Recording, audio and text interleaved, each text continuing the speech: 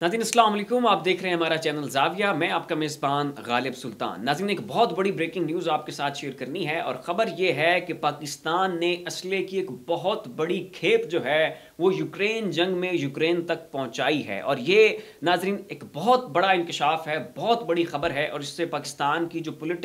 Political एक जो nexus है वो बहुत ज़्यादा अफेक्ट होने जा रहा है। पहले तो ये कहा जाता था कि जी पाकिस्तान ने कोई मदद नहीं की, ये सारी बेबुनियाद खबरें हैं, मन गढ़ंत खबरें हैं, इमरान खान के बयानियों को मजबूत करने की कोशिश की जा रही है। लेकिन नाज़रीन अब बरतानिया के अपने इदारे ने, BBC ने इस खबर को पब्लिश कर दिया है और एविडेंस के साथ, शवाहिद के साथ एक एक चीज़ जो है वो इस खबर के साथ लगाई है और साबित किया है कि कैसे उनकी खबर जो है वो जानदार है, पक्की है, इसको क्वेश्चन नहीं किया जा सकता। और इससे नाज़रीन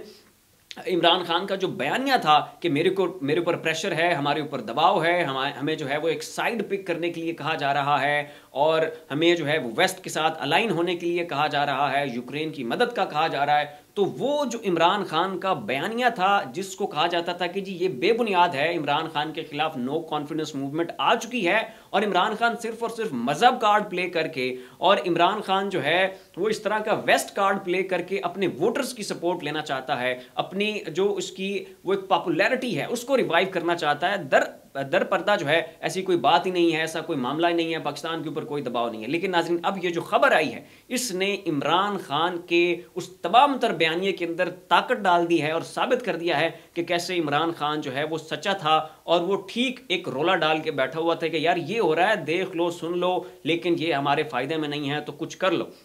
लेकिन उस वक्त इमरान खान की नहीं सुनी गई। अब नाज़रीन BBC ने क्या छापा है ये ज़रा आप मुलाहिजा करें और सर धनते जाएं। तो नाज़रीन इनका कहना है कि नूर खान एयरबेस जो कि रावलपिंडी में मौजूद है, वहाँ से 5 अदद खुफिया परवाज़ें जो हैं वो पाकिस्तान में आईं और उन्होंने पाकिस्तान से ठीक ठाक असले की एक बहुत बड़ी खेप अपने अंदर लोड की और फिर वो उसको लेकर रोमानिया गए और रोमानिया से वो सारा असला जो है वो यूक्रेन तक पहुँचा दिया गया। मज़ीद उन्होंने कहा कि ये सारी वारदात जो है ये 17 अगस्त के दौरान डली। 5 अगस्त से 17 अगस्त के दौरान ये 5 परवाज़ें आईं, इन्होंने असला लोड किया और ये यहाँ से लेकर रोमानिया और रोमानिया से फिर यूक्रेन तक ये असला पहुँचाया गया। 5 से 17 अगस्त 2022 के दौरान ये सारा मामला हुआ, ये सारी वारदात हुई। और मज़ीद उन्होंने इस खबर को यहाँ पे ये भी दर्ज किया है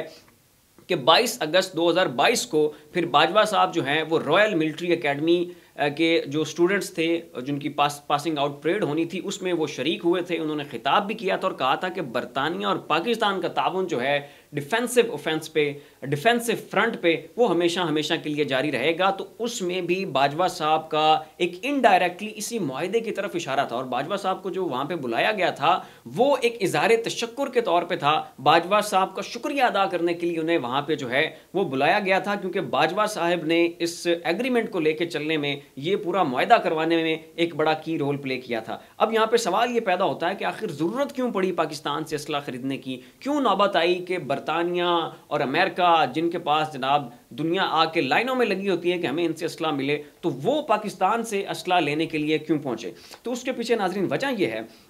है कि जो यूक्रेन है वो रोज़ाना की बुनियाद के ऊपर 8000 जो 155 mm के राउंड्स हैं वो रशिया के खिलाफ वो फायर कर रहे थे और रशिया बदले में एक दिन में 40,000 उसी राउंड के, जिसका नाम 155 mm है, वो जो है वो यूक्रेन के खिलाफ फायर कर रहे थे। तो एक तरफ यूक्रेन सिर्फ 8000 फायर कर रहा है, रशिया वो बदले में 40,000 फायर कर रहा था और अमेरिका की जो कुल पैदावार है उन राउंड्स की, उन तोप खानों के, उन वो जो मिसाइल्स उसमें यूज होते हैं, जो उसमें वो राउंड्स इस्तेमाल होते हैं, अमेरिका की टोटल प्रोडक्शन सिर्फ 30,000 महाना थी। तो अमेरिका टोटल महीने में सिर्फ 30,000 बना रहा है, यूक्रेन को वो रोजाना 40,000 राउंड फायर करने हैं, जबकि रशिया बदले में 40,000 कर रहा है और यूक्रेन की इस वक्त मौजूदा कैपेसिटी सिर्फ 8,000 थी। तो ये एक बहुत बड़ा इम्बैलेंस था। तो यहाँ पे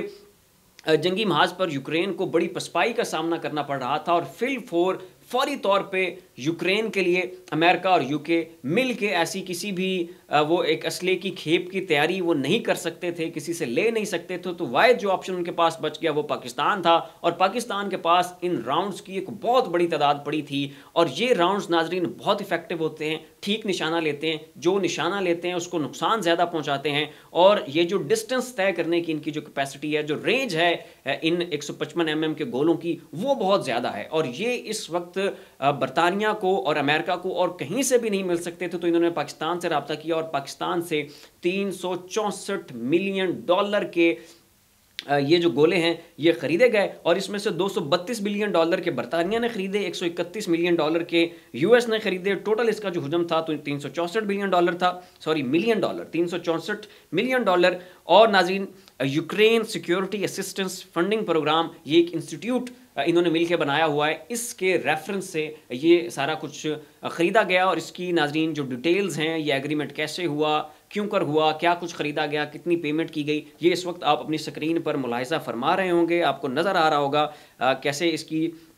जो एक एक इन डेप्थ डिटेल्स हैं वो बीबीसी ने निकाल के जो है उनको पब्लिश कर दिया है। उन्होंने ये भी दिखाया कि कैसे परवाज़ें आती रहीं, नूर खान एयरबेस के ऊपर रुकती रहीं, उनका रूट क्या था, कितनी बुलंदी के ऊपर जो है वो C-17 तैयारे जो है वो उड़ते रहे। अब इसको नाज़रीन पाकिस्तान ने भी वेरीफाई कर दिया है, और पाकिस्तान शायद वेरीफाई ना करता, इसकी तस्दीक ना करते, लेकिन गलती से ये वेरीफाई हो गया। और वेरीफाई इस तरह से हुआ है कि स्टेट बैंक ऑफ पाकिस्तान ने बताया है, इसको अनाउंस किया है कि पाकिस्तान की जो असले की एक्सपोर्ट है उसमें 3000 गुना इजाफा हुआ है।